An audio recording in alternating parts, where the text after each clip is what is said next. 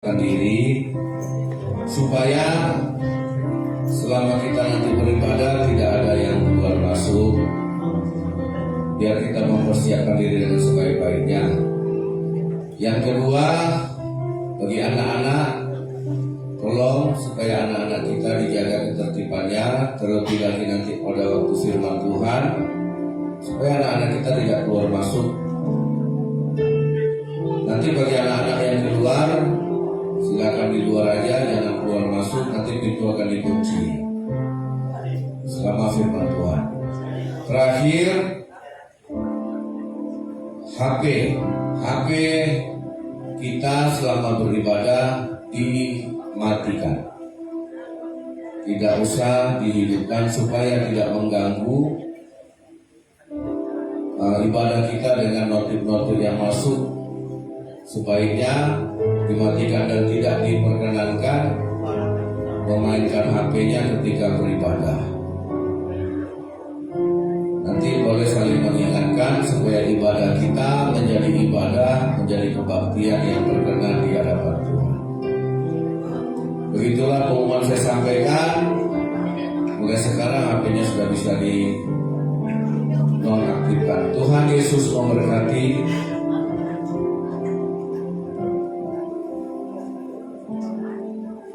Kita nyanyikan dulu satu pujian.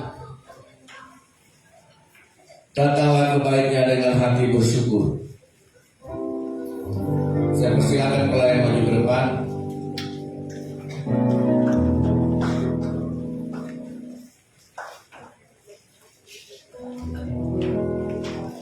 Cek.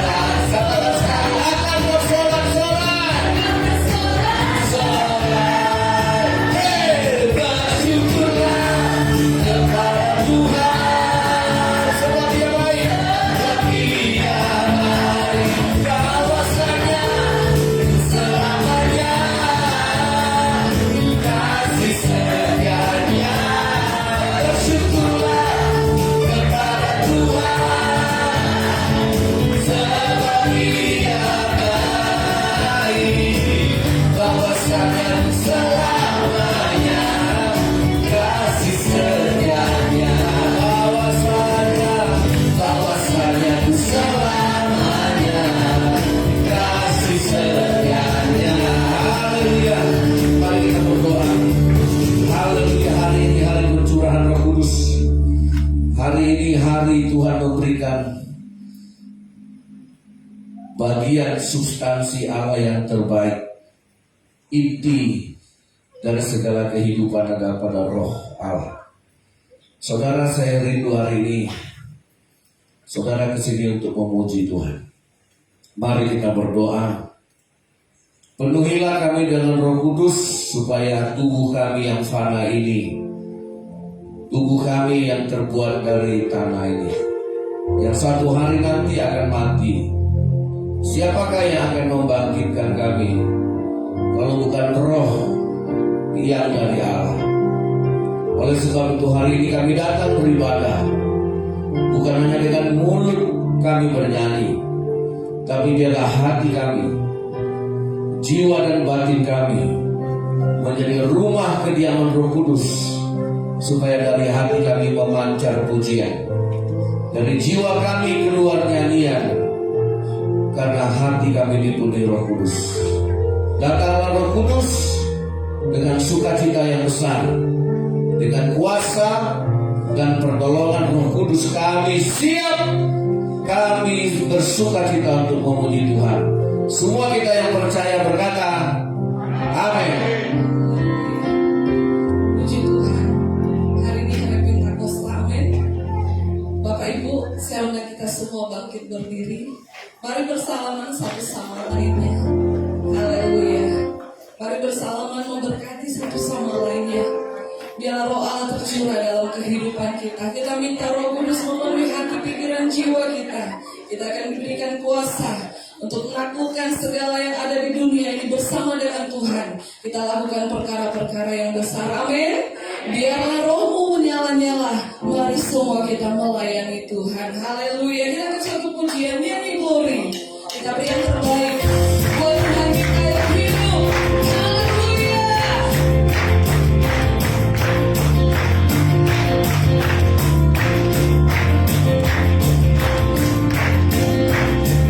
Puji Tuhan. Mari semua bersukacita. Haleluya.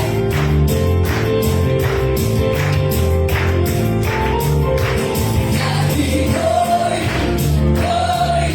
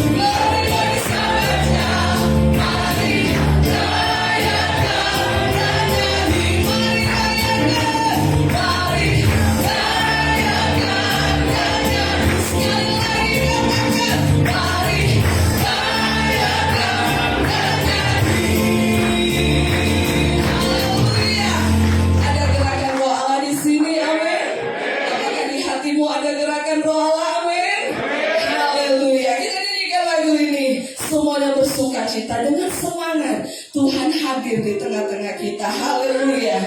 Ada gerakan roh Allah di sini.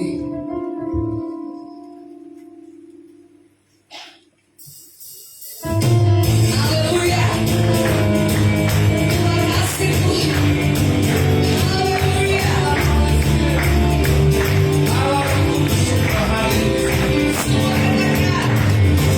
Ada gerakan roh Allah di sini.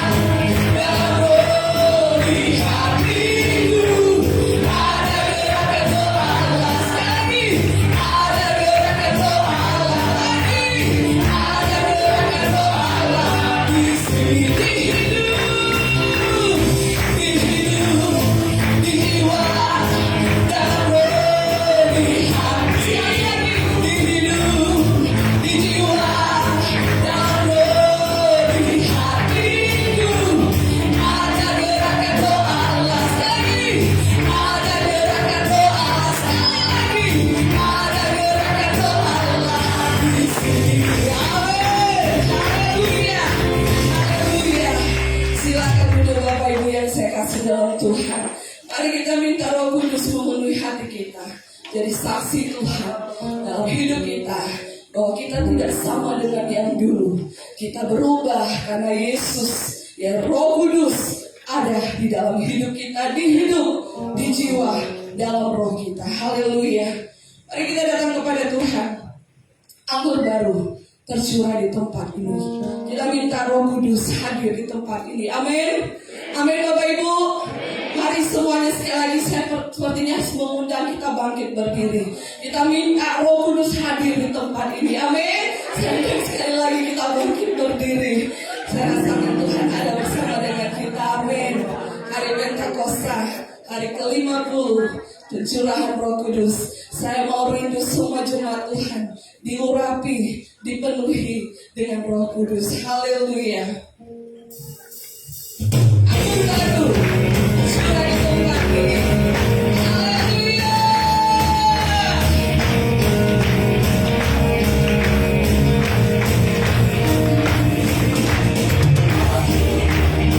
Curah di tempat ini. Udah banyak yang baca.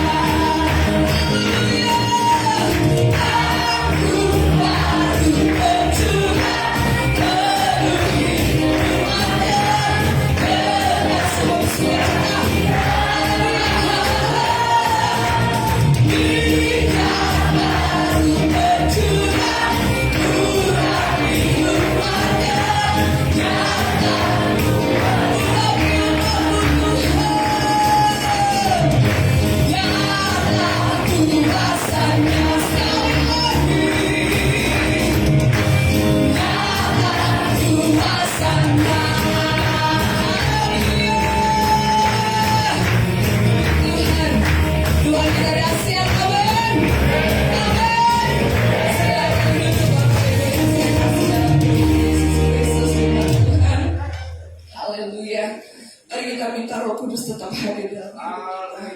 Karena tidak ada yang mustahil bagi Tuhan kita. Tidak ada perkara yang mustahil ketika kita tak percaya, berharap kepada Tuhan. Haleluya, haleluya. Terima kasih Tuhan. Penuhi kami dengan roh-Mu Tuhan. Maka kami memahami bahwa tidak ada yang mustahil bagi Tuhan terjadi dalam hidup kami. Haleluya, haleluya.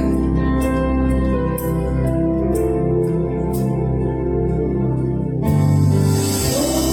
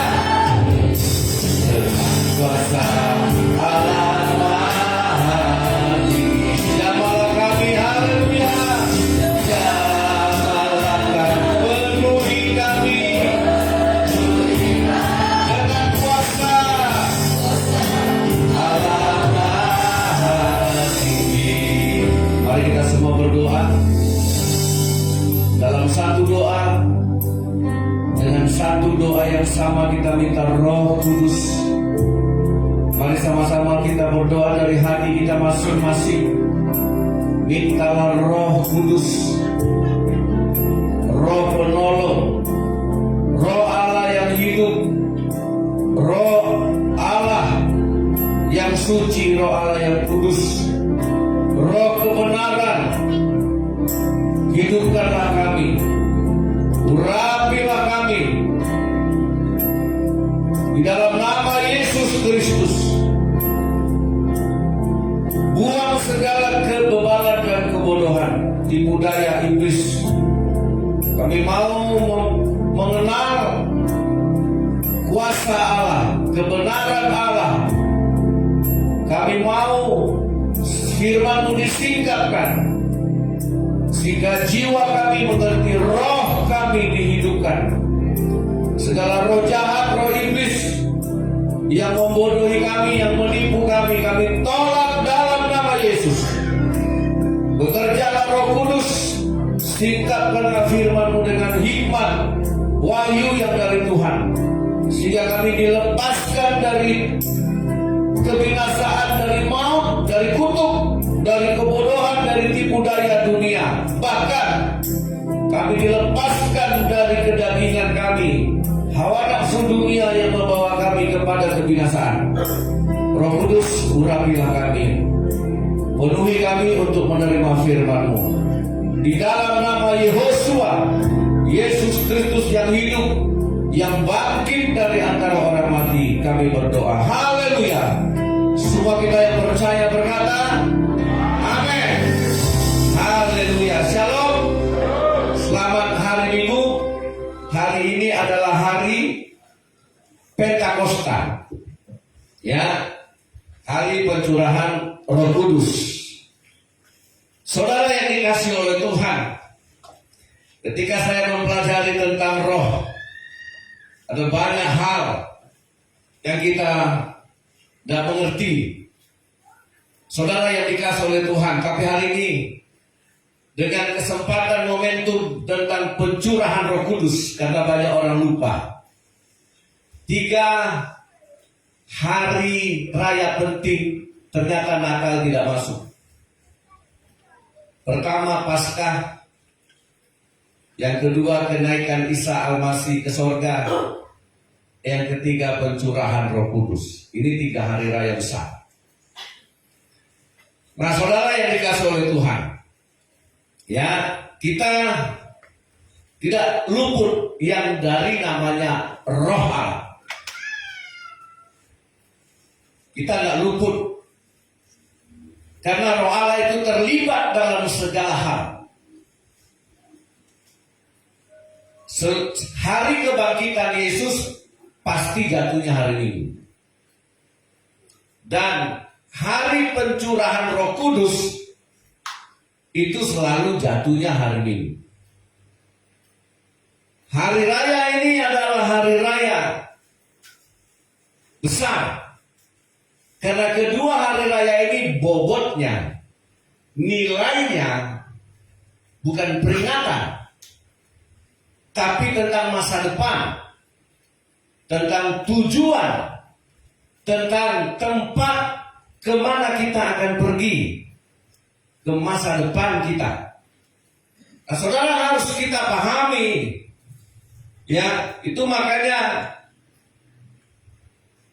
pada waktu Tuhan memberikan 10 perintah Allah di Gunung Sinai kepada Musa, itu hari raya yang dirayakan oleh orang Israel, namanya Sabaoth, ya.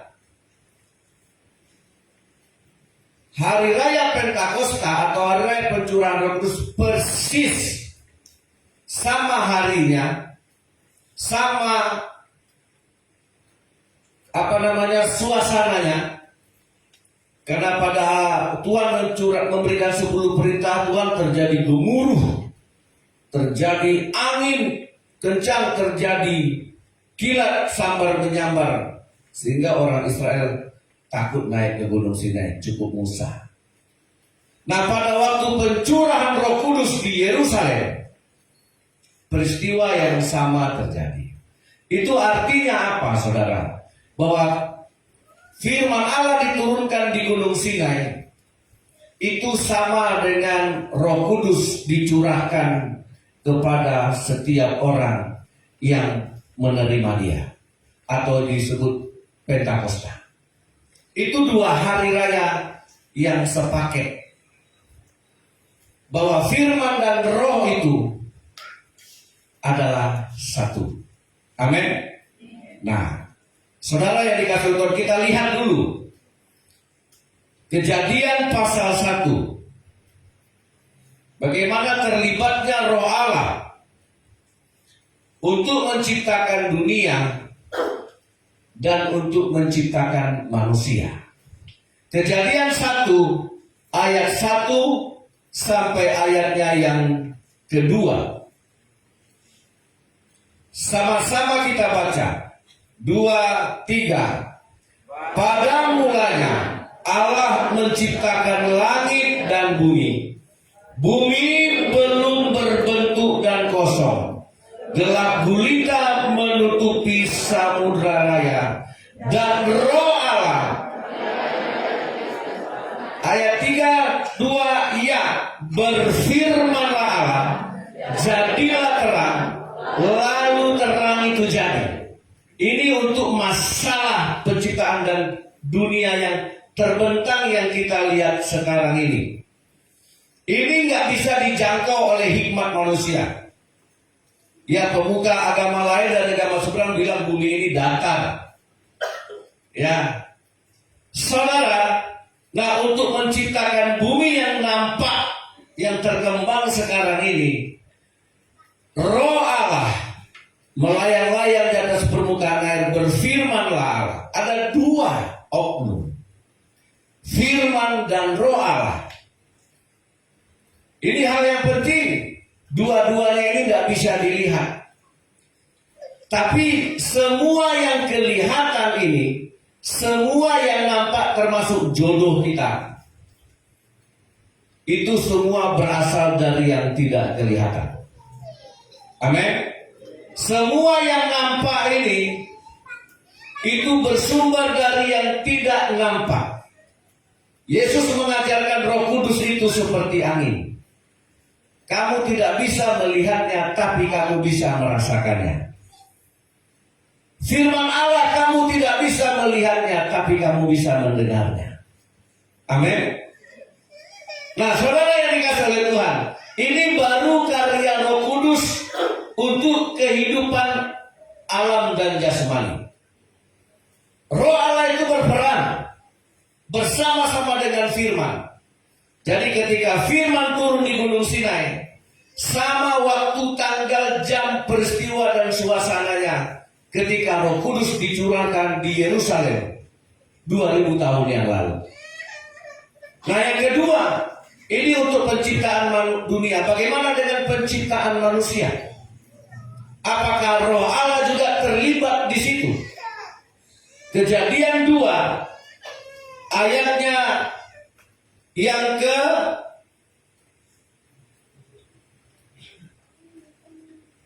sebentar ya. Kejadian pasal 2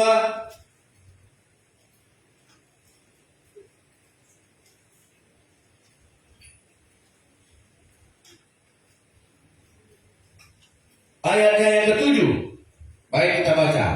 Nah, ketika Allah menciptakan manusia, 2, kita baca lagi ya, 1, 2, 3.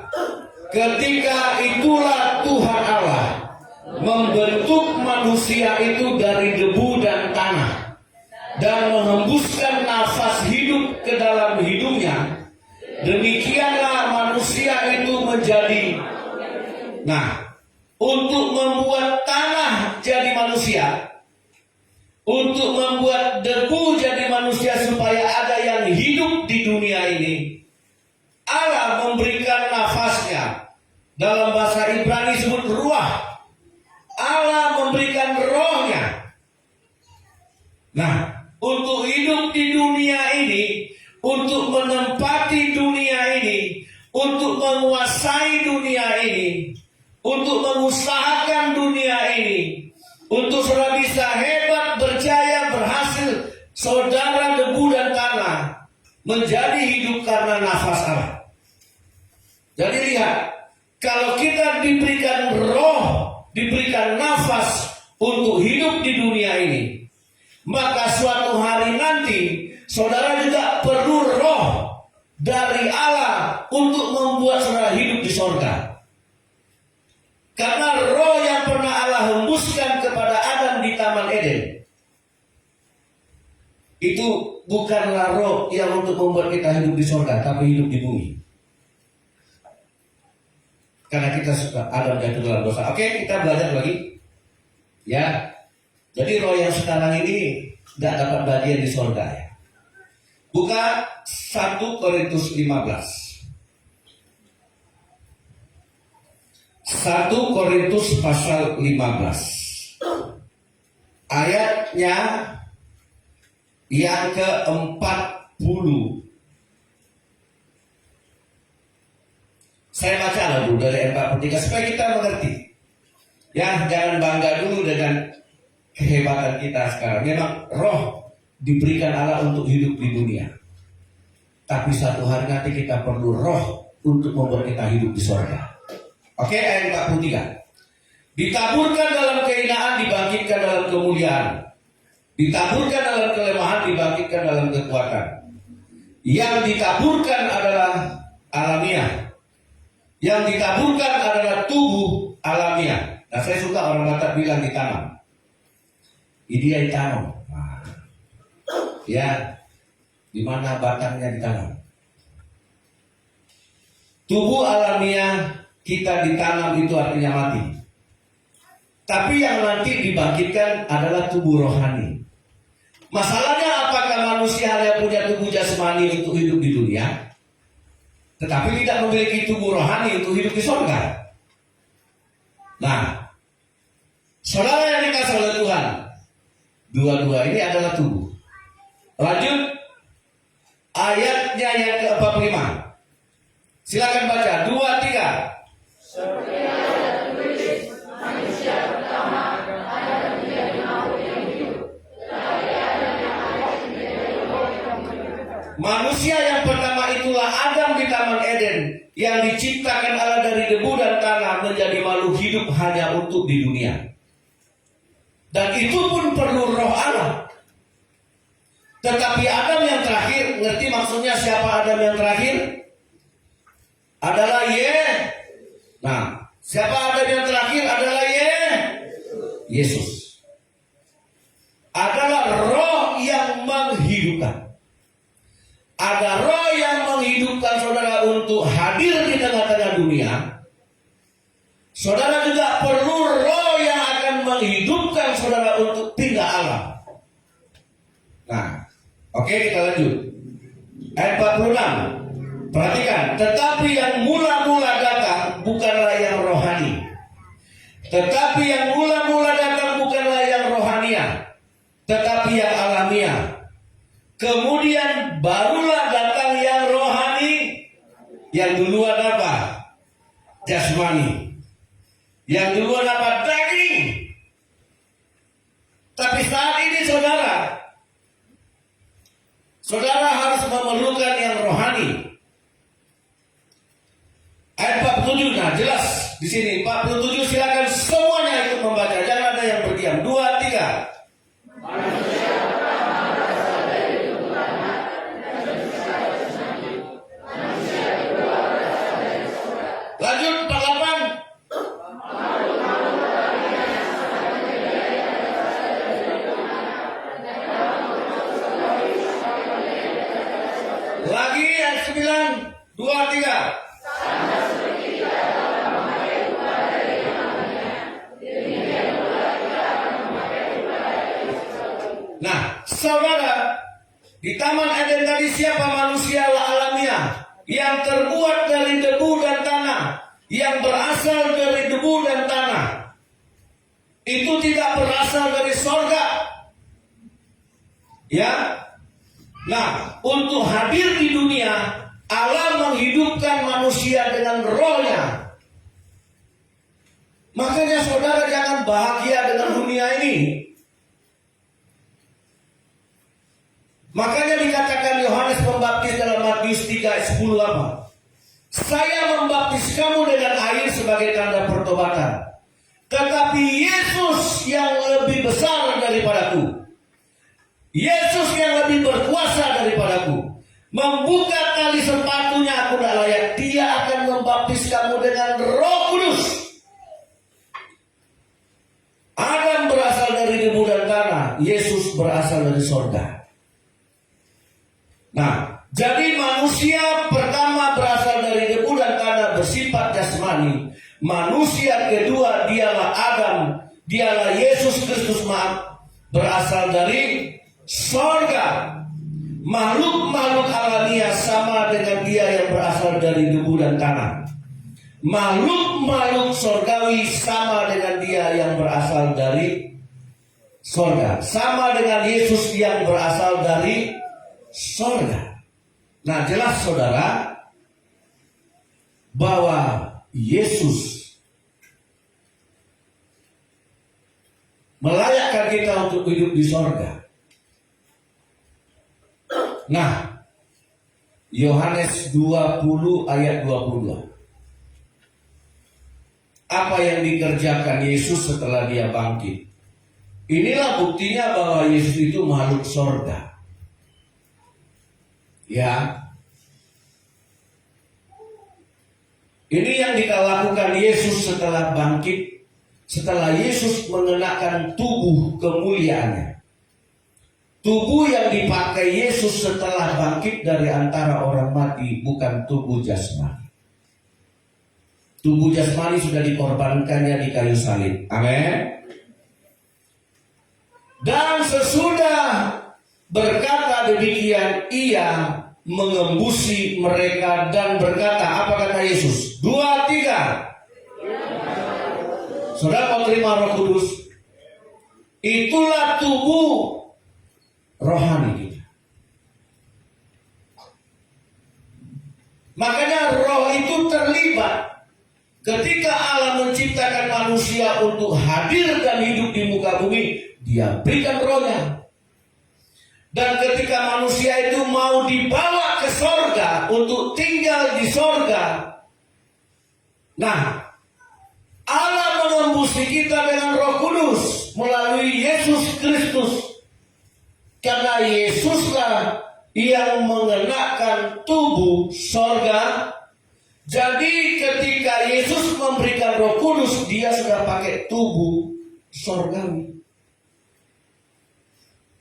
Halo, kita orang Kristen. Jangan terperangkap dengan dunia ini. Ya. Ini kesempatan hari pencurahan Roh Kudus adalah hari anugerah. Kalau kita hidup di dunia ini karena nafas yang Tuhan berikan kita ada di dunia ini. Tapi untuk hidup di sorga, kita juga perlu roh yang dari sorga. Makanya uang saudara nggak bisa saudara pakai. Jangan ketawa ya. Dengar baik-baik firman Tuhan. Nah, saudara, saya serius ini. Roma 8 ayat 11.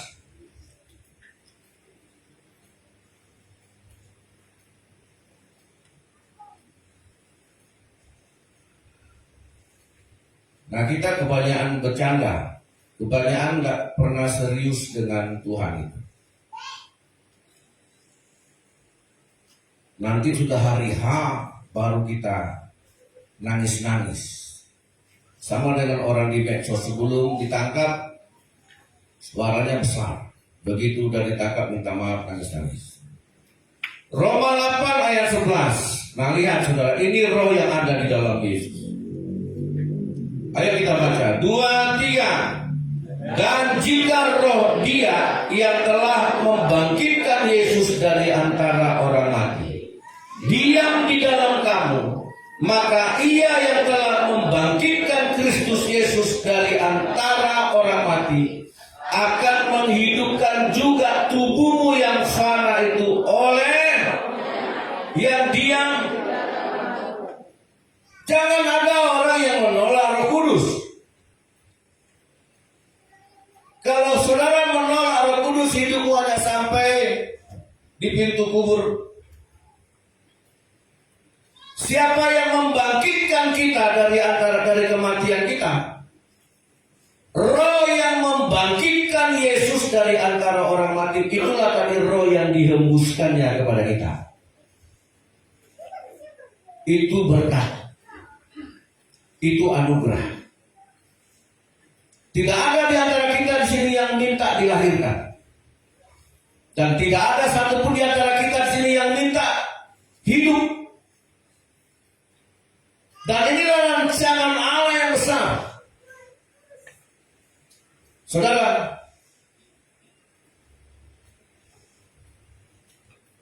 saya dulu dari SMP masuk SMA banyak teman saya orang seberang. Begitu sampai di SMA tidak ketemu. Mereka pada merantau semua. Ada yang ke Batam, ada yang ke Malaysia. Nggak lanjut ke tingkat selanjutnya. Saudara, kita bisa kumpul di dunia ini hidup di gereja yang sama. Kita bisa kumpul di dunia ini hidup di keluarga yang sama. Tapi belum tentu ada yang lanjut sampai ke surga. Tapi untuk itulah firman Tuhan hari ini, bahwa roh yang dihembuskan Yesus, terimalah Roh Kudus. Karena itulah nanti yang akan membangkitkan tubuhmu yang fana menjadi tubuh surgawi. Amin. Nah, siapa yang mengenal karya Yesus? Jangan hanya mengenal karya Yesus hanya dari disembuhkan dari penyakit. Penyakit tidak bisa merubah tubuhmu menjadi tubuh surgawi. Walaupun disembuhkan. Walaupun Tuhan sembuhkan saya dari kanker, tubuh saya tetap tubuh dari debu dan tanah. Betul? Pasti mati. Walaupun Tuhan sembuhkan saya dari kanker otak, dari sakit jantung yang akan membuat saya mati, itu kesembuhan tidak bisa merubah. Jadi jangan saudara pikir saudara disembuhkan itu bisa masuk surga. Mujizat tidak membuat saudara masuk surga. Itu hanya sementara. Ya, itu hanya sementara. Makanya saudara baca dalam kitab Matius pasal 3. Hebatnya Yohanes Pembaptis. Ya, Yohanes Pembaptis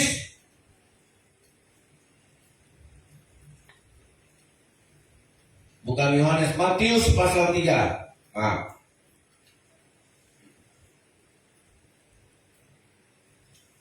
Ayat 11. Ayo saya minta yang anak-anak pelajar, anak-anak sekolah, baca dengan suara yang keras. Matius 3 ayat 11. 1, 2, 3.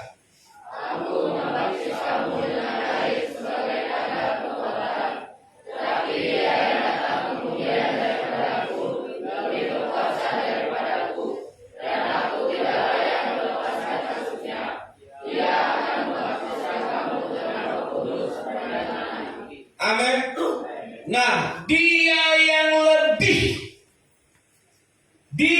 lebih berkuasa. Jadi kemahakuasaan Yesus yang dipandang oleh Yohanes Pembaptis, kebesaran Yesus, kemahakuasaan Yesus itu yang dinilai oleh Yohanes Pembaptis apa? Dia yang membaptis kamu dengan Roh Kudus. Aku tidak bisa. Padahal Yohanes Pembaptis itu kurang suci apa? Manusia yang diakui Yesus kekudusan hidupnya. Yesus memuji kebenaran hidup Yohanes Pembaptis. Tapi sebenar-benarnya, sekudus-kudusnya hidup Yohanes Pembaptis, dia tidak bisa membaptis saudara dengan Roh Kudus. Karena Yohanes bukan pencipta. Amin. Amin. Nah, Yohanes sadar Dia manusia biasa. Tapi Yesus, dia Allah. Dia makhluk surga. Maka Yesus lebih pantas, sangat layak untuk memberikan Roh Kudus. Bukan saya. Saya hanya menasihatkan orang, udahlah, jangan jahat lagi, bertobatlah, perbaikilah hidupmu, kembalilah ke jalan yang benar, kasihilah istrimu, tanggung jawab dengan keluargamu, jadi contoh, paling itu yang bisa aku lakukan.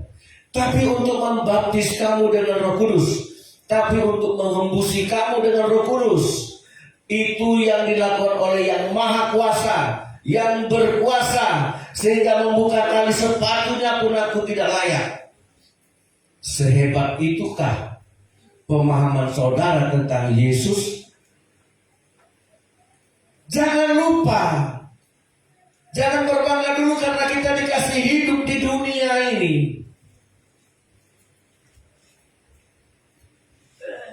Saudara, itu tubuh alamiah, kita perlu tubuh surgawi. Gereja, kalau kita pernah dilahirkan oleh rahim ibu kita, itu hanya untuk hidup sementara, hanya sesaat. Tapi gereja, tapi orang percaya yang mau hidup di sorga, dia harus dilahirkan dari Roh Kudus, menjadi ciptaan yang baru. Itulah pekerjaan Yesus yang berkuasa dan yang maha kuasa. Bukan hanya sekedar menjadikan seorang miskin jadi kaya. Tidak hanya sekedar membuat saudara yang lemah jadi kuat, yang sakit jadi sembuh. Inilah esensinya Roh Kudus. Nah saudara yang dikasih oleh Tuhan, tapi saudara, saya sadar ada banyak orang Kristen tidak mengerti Roh Kudus karena dicuri oleh iblis pemahaman itu. Dicuri.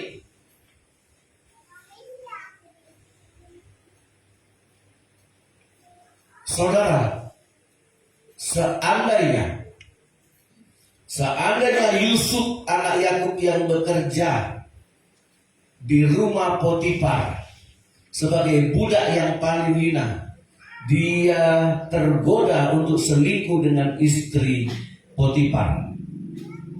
Apakah bisa dia akan jadi seorang perdana menteri yang berkuasa di Mesir?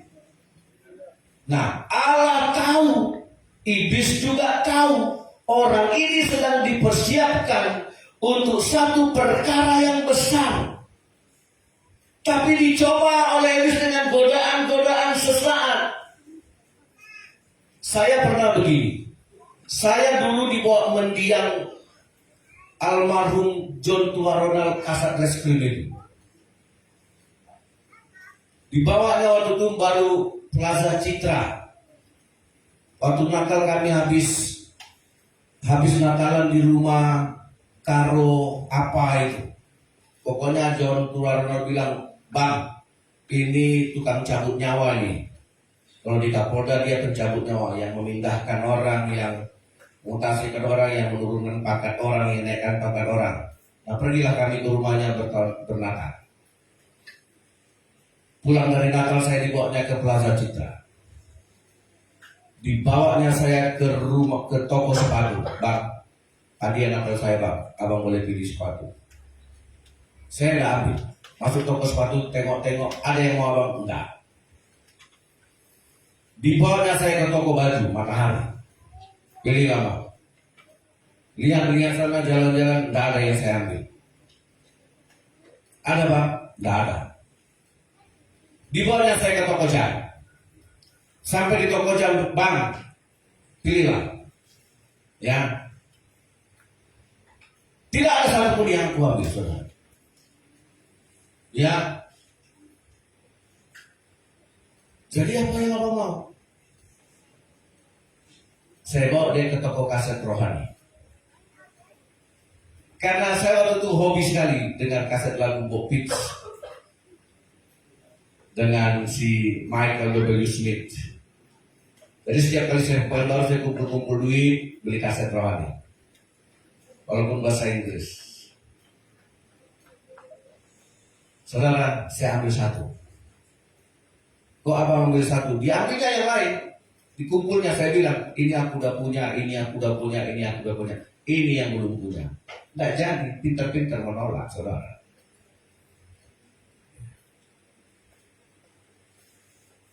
Kita harus pintar-pintar menolak. Alasan saya, aku udah punya itu, ini yang aku belum punya. Saya buat satu kasih. Saudara tahu, sekitar seminggu sebelum dia meninggal, saya dikasih 2 kotak emas. Kotaknya segini-segini lah, 2 biji, isinya emas semua. Dia ceritakan sejarah. Ini waktu nangkap di kampung, ini waktu nangkap di sini, ini yang saya bawa dari sini. Dia cerita. Ini saya kasih sama abang. Lebih banyak lagi dari yang kemarin. Saya bilang, sorry, maaf. Kalau ininya yang kau berikan sama saya tidak terima.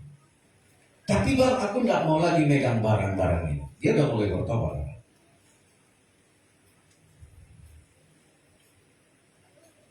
Jadi pendapat abang bagaimana?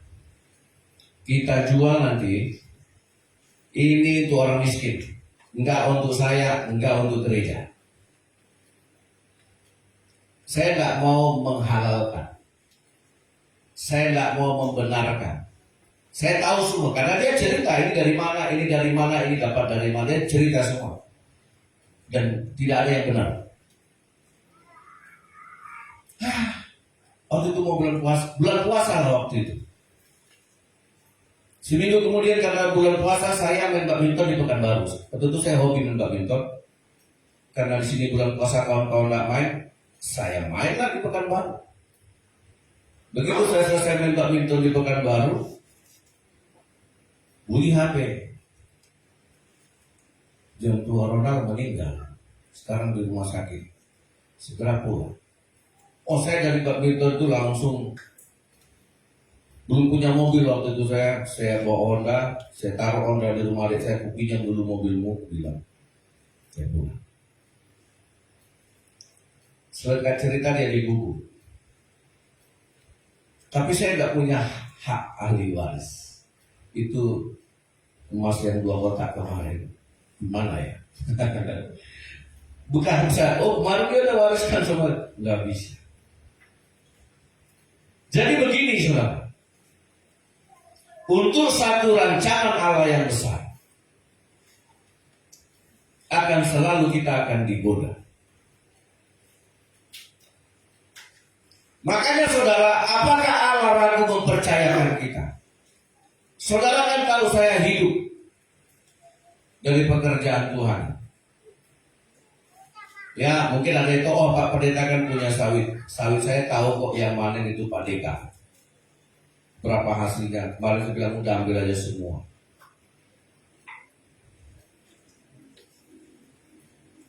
Dari Tuhan. Saudara, jadi Allah punya rancangan, tapi yang dunia ini semua tidak menjadi satu hal yang untuk membuat kita kehilangan menerima berkat yang besar, yaitu Roh Kudus. Amin. Kalaupun sekarang saya punya mobil, hanya 10 juta uang saya keluar untuk itu, saya dapat gratis. Jadi saudara yang dikasih oleh Tuhan, dan itu tidak menjadi sebuah target dan kebanggaan. Karena apa?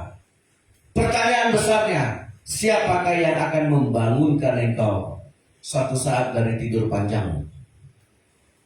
Kalau saudara besok pagi lambat bangun, istri ada yang bangunkan. Anak-anak kalau kau lambat bangun, masih ada mamamu yang bangunkan. Tapi yang membangunkan kita dari peti mati, yang membangunkan kita dari alam kubur, hanya Roh yang membaptis engkau. Itulah pekerjaan Yesus. Amin.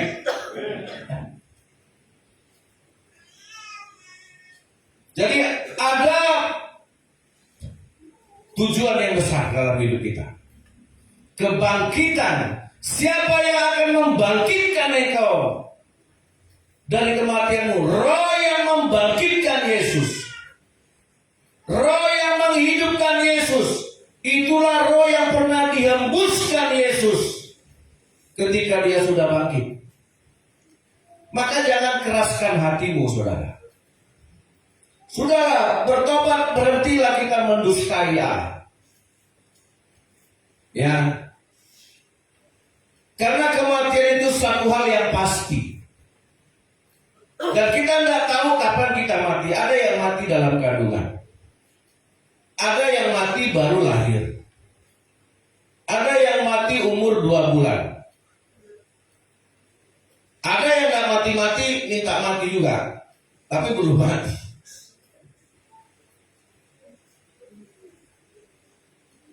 Akhirnya bunuh diri. Kita nggak tahu, tapi mati itu pasti. Jadi kita nggak bisa hanya bermodalkan dari debu dan tanah yang dihembuskan nafas.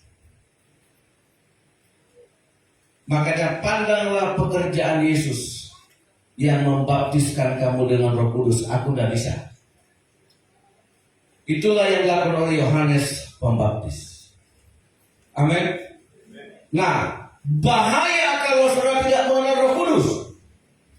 Karena Alkitab mengatakan yang tidak mengenal Roh Kudus pasti binasa. Nah, kalau gereja tidak mengajarkan Roh Kudus, kalau hamba Tuhan tidak mengajarkan Roh Kudus, loh, untuk apa kita hanya hidup sampai di dunia? Untuk apa kita hidup hanya sampai pada kekayaan? Toh kekayaan itu akan meninggalkan kita, atau kita yang meninggalkannya. Untuk apa saya berkorban kalau hanya mencetak orang jadi pejabat? Karena suatu hari kita tidak akan jadi pejabat. Itu akan pensiun. Tapi Roh Kudus itulah janji kekal dari Allah.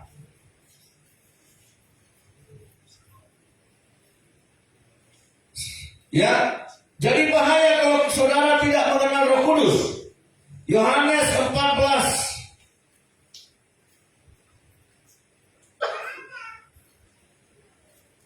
saya baca ayat 16 dan 17. Yohanes 14 ayat 16 dan 17. Aku akan minta kepada Bapa, dan Ia akan memberikan kepadamu seorang penolong yang lain, supaya Ia menyertai kamu selama-lamanya. Ayat 17, silakan Bapak Ibu jemaat yang dikasihi Tuhan. 2, 3. Yaitu roh kebenaran, dunia tidak dapat menerima dia, sebab dunia tidak melihat dia, dan tidak mengenal dia. Tetapi kamu mengenal dia, sebab dia menyertai kamu. Pertanyaannya, mengenal Roh Kudus kah? Kalau tidak, kita berarti orang dunia. Dunia itu hanya sampai pada debu dan tanah. Debu dan tanah akan kembali ke asalnya. Tubuh manusia dari debu dan tanah akan kembali menjadi debu dan siapa yang pernah menggali kuburan orang yang sudah mati? Atau pernah melihat orang yang digali kuburannya? Saya kemarin diundang karena orang yang mau menggali holi-holi, tulangnya dekat kuburan samping, persis samping kuburan bapak saya. Jadi saya diminta hadir sempadan. Ahli waris alam baka. Ya saya bilang, kenapa saya mesti hadir lah? Enggak. Begitulah harus hadir. Lihat, dapat saweran juga saya, tetapi. Jadi sejak menggali datang orang tuh campakkan jawab pada yang gali dia. Wah, ambil. Oh, besar juga biayanya menggali holi-holi ini. Nanti Nanti datang lagi satu lagi, orang lagi gali di bawah, dicapak aja uang 5.000, 10.000, capak aja ke dalam kuburan. Diambil sama yang menggali, lain lagi. Maunya saya ikut gali waktu itu. Iya. Habis itu dicampakkan bir, tapi nggak dicampakkan tapak katanya. Dapat bir. Gimana mau dapat tulang-tulangnya pada mabuk? Maunya kan dikasih Milo, kasih MBG.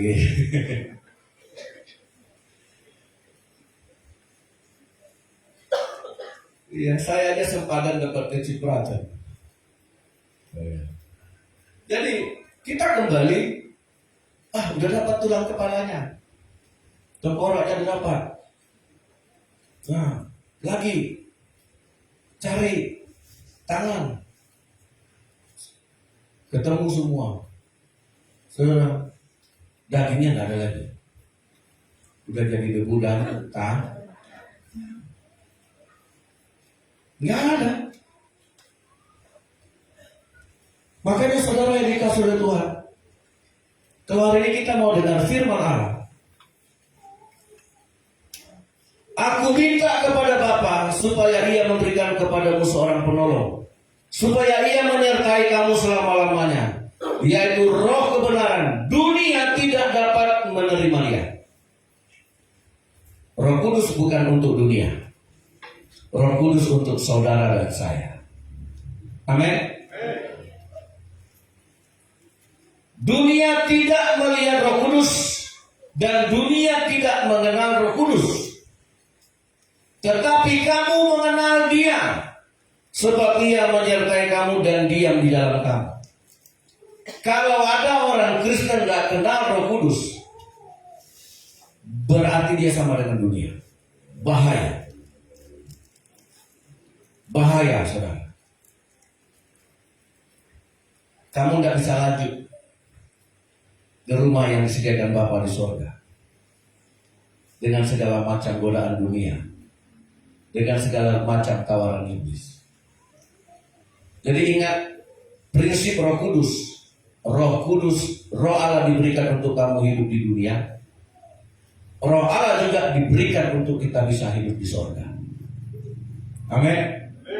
Jadi kalau saudara dikasih tubuh, ada tubuh sekarang, ayo, berapa uang saudara habiskan untuk baju?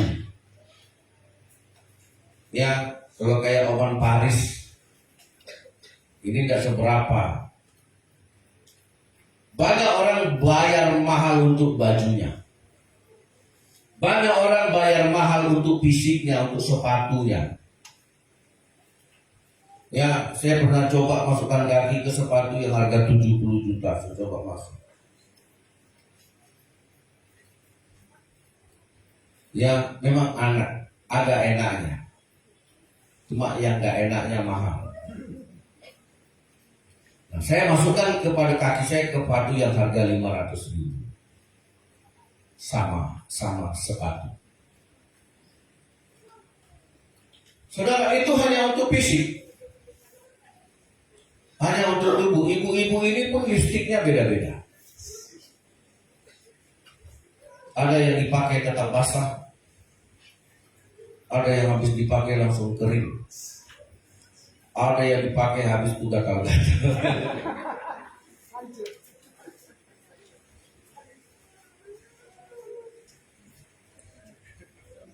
Ada yang dipakai habis itu cerewetnya tambah mantap.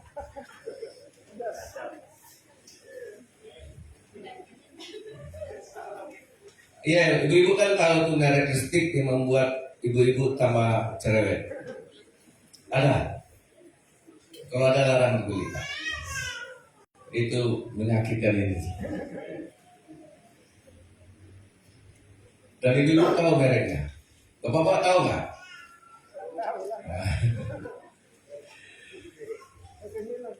Jadi untuk fisik, untuk tubuh ini kita bayar mahal. Ya. Sabunnya beda.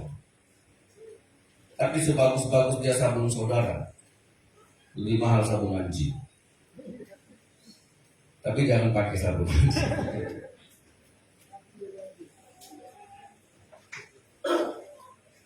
Nah, artinya apa?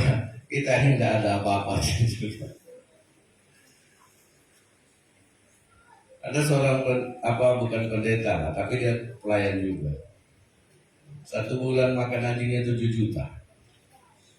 Pak Diono 1 bulan makannya berapa? 7 juta itu udah hebat ya Pak. Sendiri loh itu Pak. Berharga mana? Memang saudara, kalau di luar negeri anjing jadi sahabat. Kalau di Konoha di Indonesia sahabat.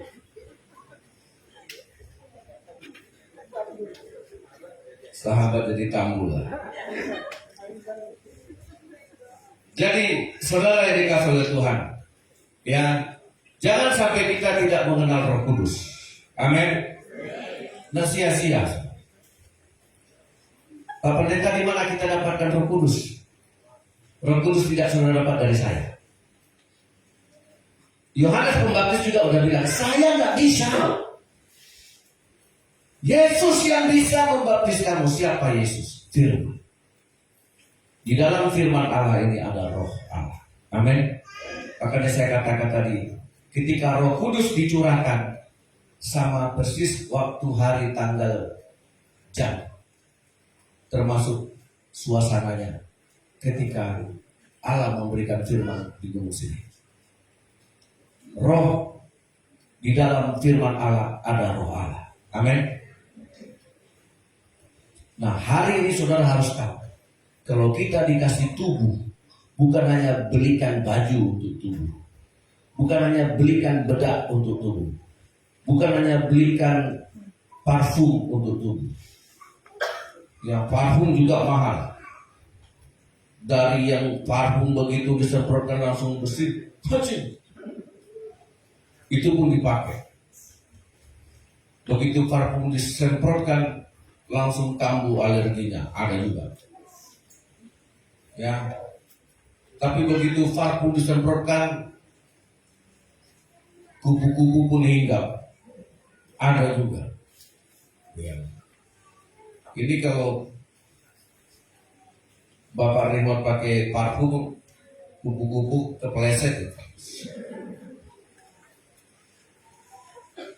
Karena apa? Gagal fokus.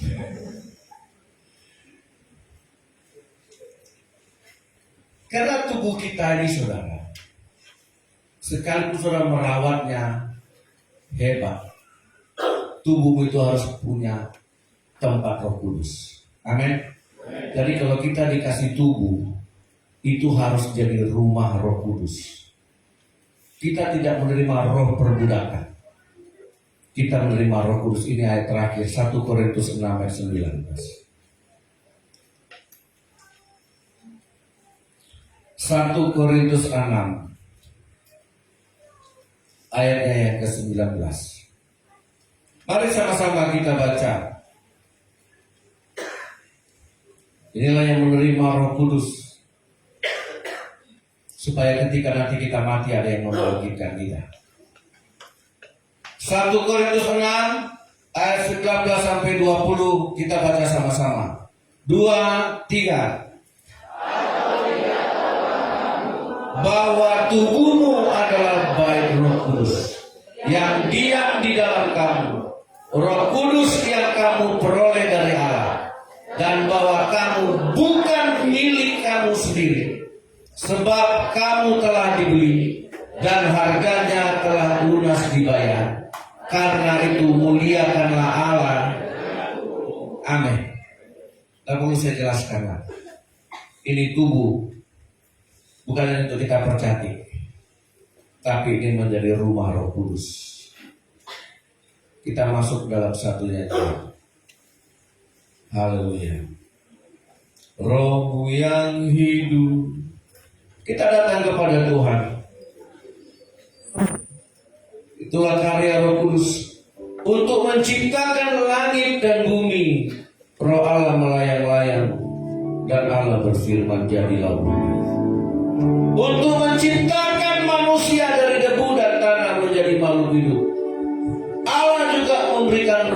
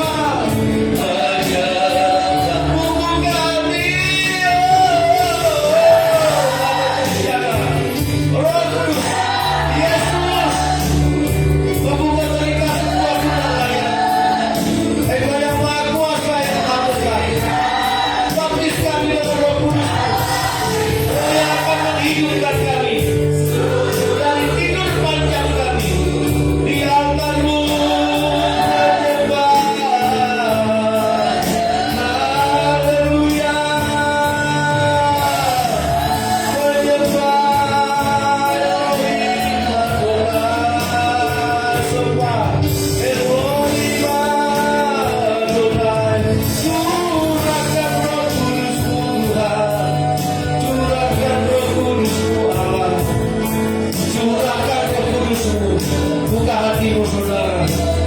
Haleluya, tubuh ini rumah Roh Kudus. Tubuh ini rumah Roh Kudus. Haleluya. Ketika Allah menciptakan langit dan bumi, Dia Roh Kudus berkarya. Ketika manusia debu dan tanah diciptakan menjadi makhluk hidup, itu juga Roh Allah yang berkuasa. Ketika manusia mati untuk hidup kembali, itu juga kuasa dari Roh Allah. Kita ini hidup tidak bisa lepas dari Roh Kudus. Kamu telah dibeli dan lunas dibayar oleh darah Yesus. Oleh sebab itu, izinkan tubuhmu menjadi rumah Roh Kudus. Semua yang percaya Roh Kudus masing-masing berdoa. Dari hati saudara yang paling dalam katakan, aku terima Roh Kudus dalam hidup. Aku terima Roh Kudus di dalam tubuhku, agar suatu hari nanti tubuh ini kembali menjadi debu. Aku punya tubuh surgawi, tubuh rohani. Haleluya. Ketika Allah menciptakan Adam dan Hawa di Taman Eden dari debu dan tanah, Allah mengembuskan rohnya. Ketika Yesus bangkit dari antara orang mati, Dia juga mengembusi murid-muridnya dan berkata, terimalah Roh Kudus. Haleluya.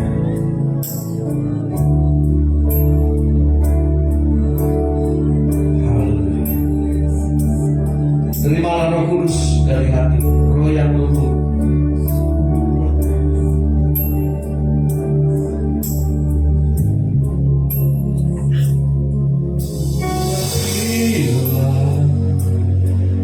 Kami dengan minyak baru, penuhilah kami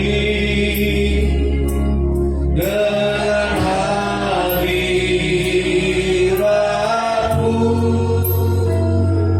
Kami rindu Tuhan melihat kuasa-Mu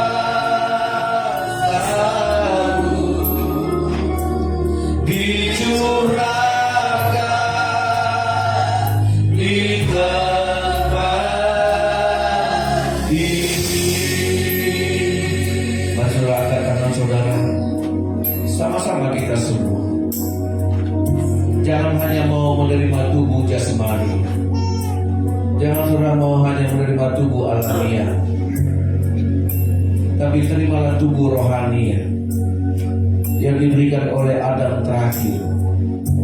Yesus Kristus datang dari sorga, membaptis saudara dengan Roh Kudus supaya saudara memiliki tubuh rohani. Berdoa kepada Tuhan, saudara tidak terima Roh Kudus dari saya, engkau terima Roh Allah itu dari Bapa di sorga. Berdoa, kita sudah menerima tubuh untuk hidup di dunia. Itu hanya tubuh jasmani. Apakah engkau sudah menerima tubuh yang diberikan Yesus sebagai tubuh rohani, sebagai tubuh surgawi? Di dalam nama Yesus, mampukan hamba-Mu untuk mengembalakan jemaat ini ke jalan yang benar. Segala roh jahat tipu daya iblis, godaan, harta, godaan dunia yang membuat kami menyimpang dari kebangkitan dan kehidupan kekal sebagai harta besar dari Allah untuk kami hidup dalam kekekalan. Buatkan iman kami Tuhan. Roh Kudus,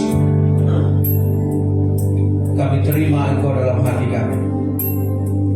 Roh Kudus, Roh Allah yang hidup, urapilah kami. percayalah kami dan baptislah kami. Inilah jemaat-Mu Tuhan. Engkaulah gembala yang baik. Gembala yang baik memberikan nyawanya, memberikan rohnya bagi domba-dombanya. Tuhan Yesus memberkati. Haleluya. Semua kita yang percaya berkata, amin.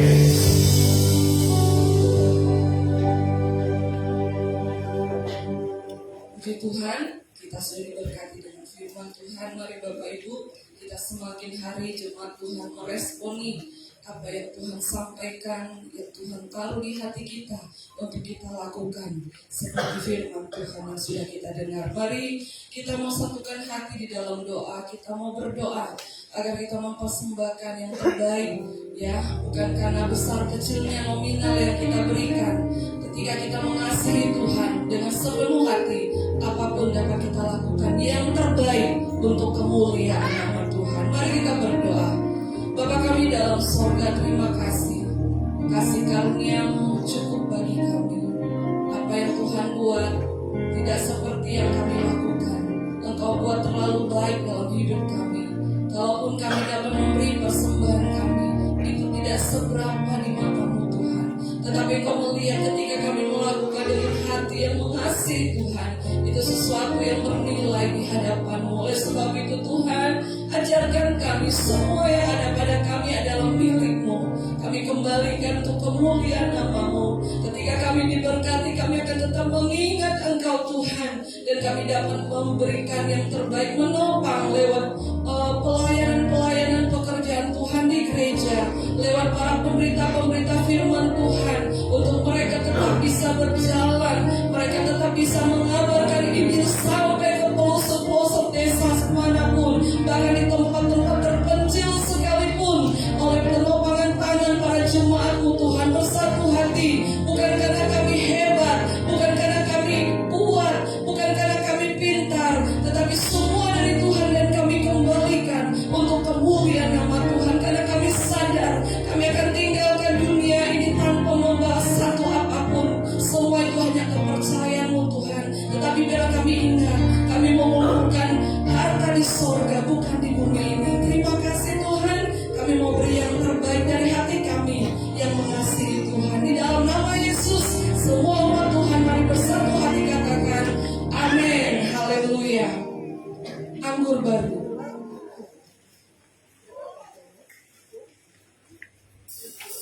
Haleluya.